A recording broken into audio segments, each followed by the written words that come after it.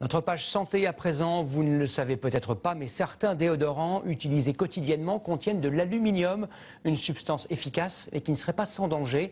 On la soupçonne d'être liée à plusieurs maladies. Les autorités sanitaires recommandent d'ailleurs depuis peu de réduire la concentration de ces sels d'aluminium dans les produits d'hygiène.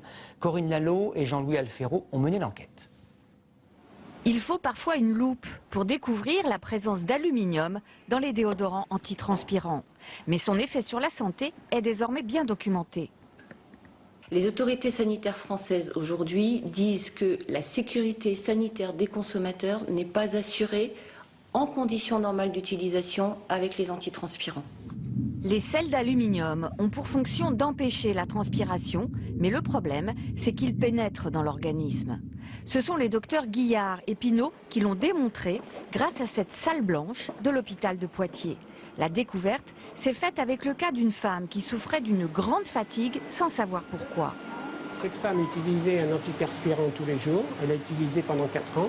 On s'est aperçu que l'aluminium était extrêmement élevé dans le sang, extrêmement élevé par rapport à un être humain normal. Et on lui a dit d'arrêter les antiperspirants. Et à ce moment-là, à l'arrêt, eh bien, on a vu que l'aluminium dans le sang diminuait, mais seulement a diminué seulement au bout de 8 mois. Une preuve irréfutable que cet aluminium dans le sang venait de l'antiperspirant. Il fallait ensuite comprendre comment se faisait le passage de l'aluminium. C'est cette peau humaine qui a servi pour l'expérimentation. Sur peau intacte, le passage était faible, mais sur peau épilée ou rasée, il était important. Et là, on avait 6 fois plus d'aluminium qui était passé aussi bien dans le derme que dans l'épiderme. Donc on avait prouvé le passage de l'aluminium privilégié sur une peau irritée ou une peau qui était légèrement lésée.